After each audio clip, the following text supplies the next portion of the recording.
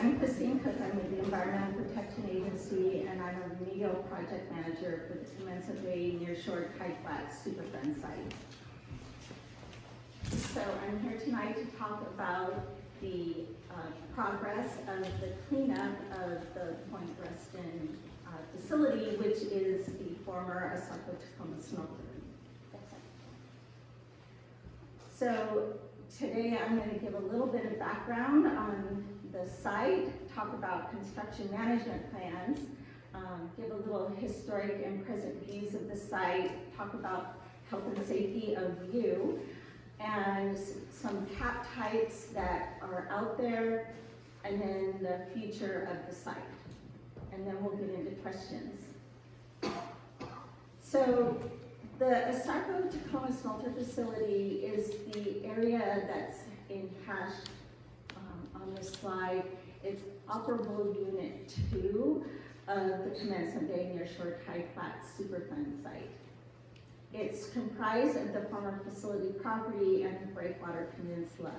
That's what I'm going to talk about today. There's also operable unit 7, which was the removal of all of the buildings at the facility. Operable unit 6, which is the contaminated groundwater under the facility and the sediments offshore. And then operable unit 4, which is the EPA study area, which is the yards cleanups in the 1 mile radius around the facility. The ecology has the lead for the area of cleanups of yards outside of operable unit 4. Next slide, please. So some background, in 1996, EPA signed the record of decision for the former Asarco smelter. That is the cleanup plan, said what was required to do the cleanup. We went through extensive public comment period at that time to get public input on the cleanup and the redevelopment. Right after that, Asarco started doing some of the cleanup and development. They removed all the facility materials and disposed of it off-site. They then started with doing some of the shoreline armoring on the peninsula and doing some of the construction on site until 2006, when they filed bankruptcy. In that bankruptcy proceeding, MC Construction, who is now Point Ruston LLC, took on the property and the development. So they are developing and remediating, that's cleaning up, the site at the same time. I control the remediation side, not the development side. In 2002, which is this year, the entire site should be fully capped, but it will not be fully developed. EPA will continue to be active at Point Ruston forever.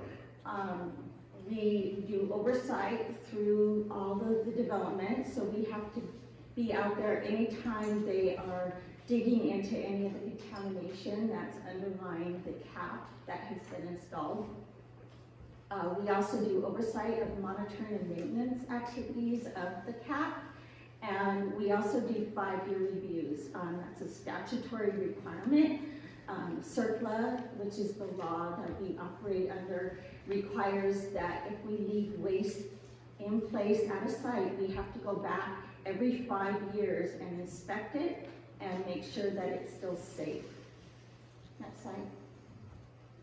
So what are construction management plans? They're the plans that Point Ruston puts together and gives to EPA that tells how they're going to do the cap. So what areas are going to have what types of caps, and how are they going to do the grading, and how are they going to have do it in a safe way that they don't contaminate the public.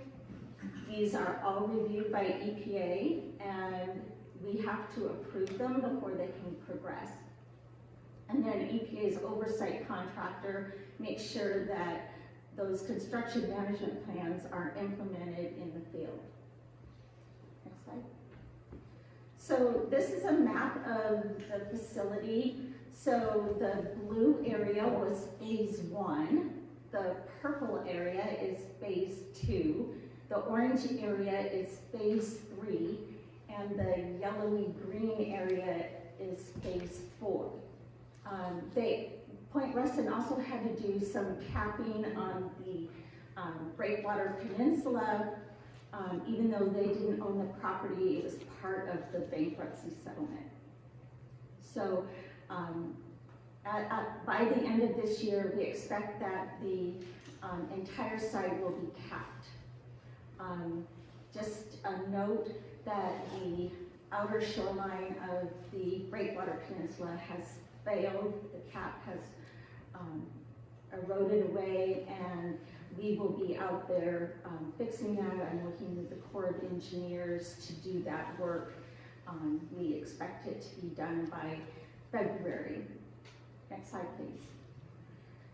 So this is how the smelter looked in 1915. And if you were standing on the ore dock, which was right offshore of the facility looking southwest. Next slide, please. This is the infamous stack that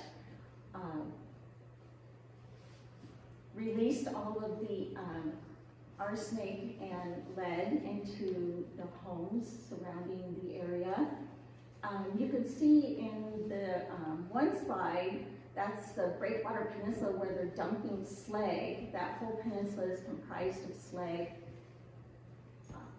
Next slide, please. This is the Breakwater Peninsula. It's now called Dune Peninsula. This was in 2013, right after Point Ruston did the cap. You can see the brown area on the peninsula is the cap that they installed. Later, we worked with Metro Parks to cap the rest of the upland part of that Breakwater Peninsula. Next slide. So this is the park that was created. So this is how it looked in 2019. And the next slide will tell a little bit about it. So we did shoreline armoring. We capped the upland part of it. We put in all new infrastructure, and the park was completed in 2019. So it was a joint project between EPA and Metro Parks, Tacoma, and it won an award for excellent park and recreational management. So the parks got an award for that park. Next slide, please. So at Point Ruston, there are 18 buildings. If you go back and look at the slide that showed the phases of the work, you'll see that there's 18 parcels in there. They all have shops, restaurants, condominiums, movie theaters, parking. I'm sure you've all been down there to see it. Next slide, please.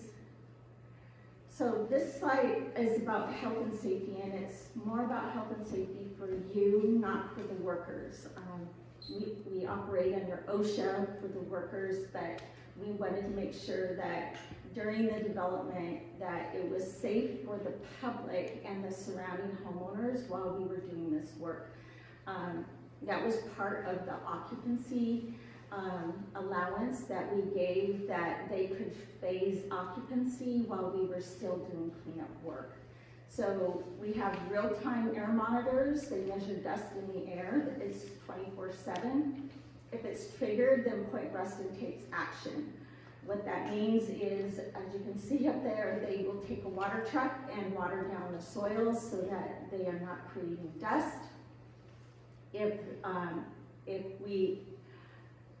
we also have other measures, but really the most action we would take is to water it down, because that's what is creating the dust.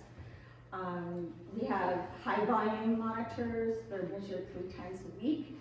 The filters are taken to a lab and they're analyzed for arsenic and lead.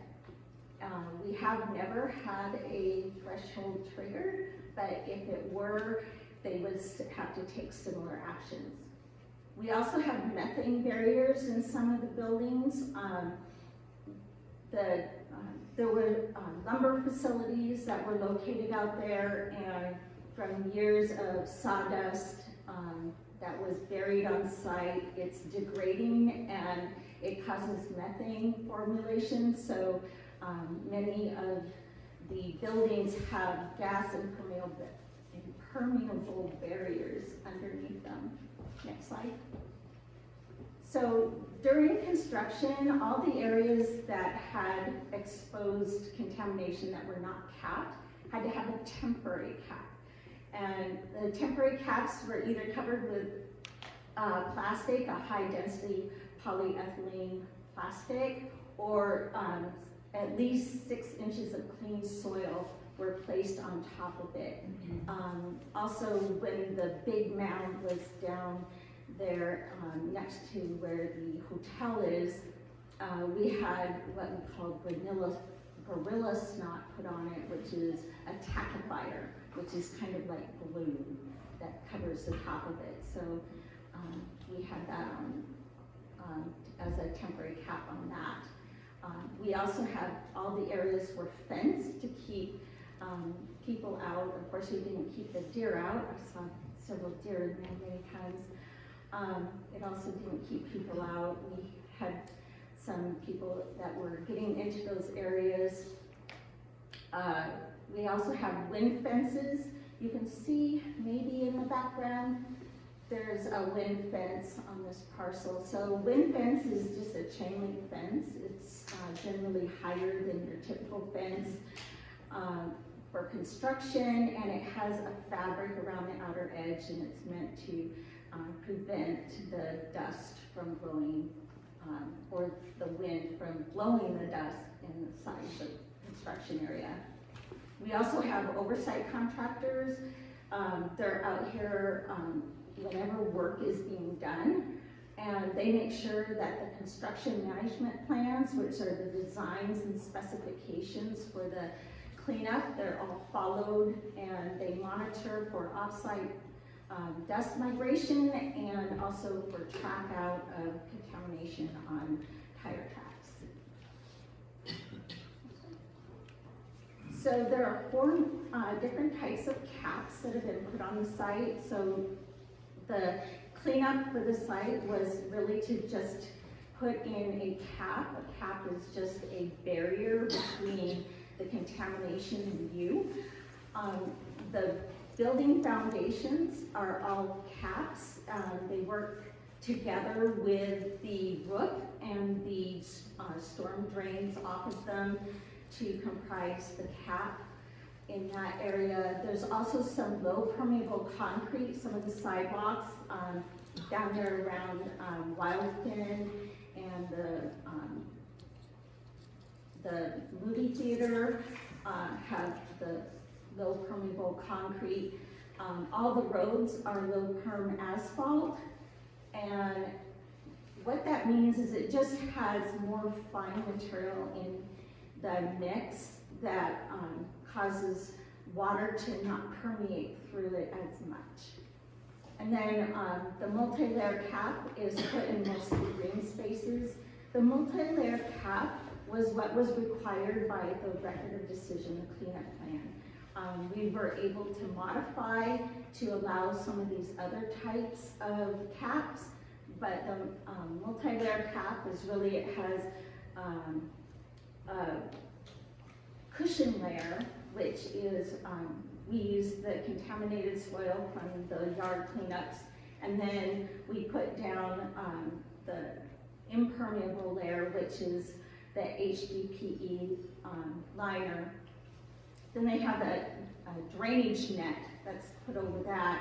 Then they put in some clean fill, put in a marker layer, which is sort of probably landscape fabric, and then some more clean fill, and then vegetation, or they could put paver bricks or other types of things. So that's what a multi-layer cap is. It's meant to not allow water to penetrate through it into the slag underneath, because part of the goal was not only to protect humans who are up above, but also to protect the contamination in the groundwater underneath from migrating out into Commencement Bay and contaminating the fish.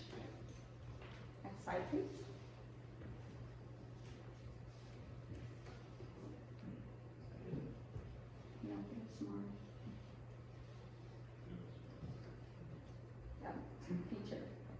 So, EPA and Point Ruston will continue to protect the public all through the development of the site and beyond. So Point Ruston implements the operation, maintenance, and monitoring plan. So they do surface and groundwater monitoring. They do methane monitoring in those buildings that have methane systems in them. They do safety and construction procedures. So those are those construction management plans. They follow those if the cap is penetrated. They also do annual inspections. Also, if there's any maintenance that needs to be done, they follow the OMMP for any penetrations, whether it's digging a trench or putting in a new signpost or planting a tree. Everything has to go through these procedures. And EPA will continue to oversee those procedures and will conduct those 5-year reviews. Future development, once the site is fully capped, there's really no schedule for the development. So the development will be based on the developer's ability to get funding and permits. Once they submit that construction management plan, it has a schedule in it, and they have to follow the schedule once it's submitted. But the in-between time is not set by a schedule by EPA. They have to submit, we call them post-RACMPs, which is post-remedial action construction management plans. So what that means is the remedial action was the installation of the cap. So now that the cap's been installed, if they want to develop a property, they have to put new designs and specs. And so that's what comes in, and that gets approved by EPA, and then we provide oversight during that development phase. And that's all I have.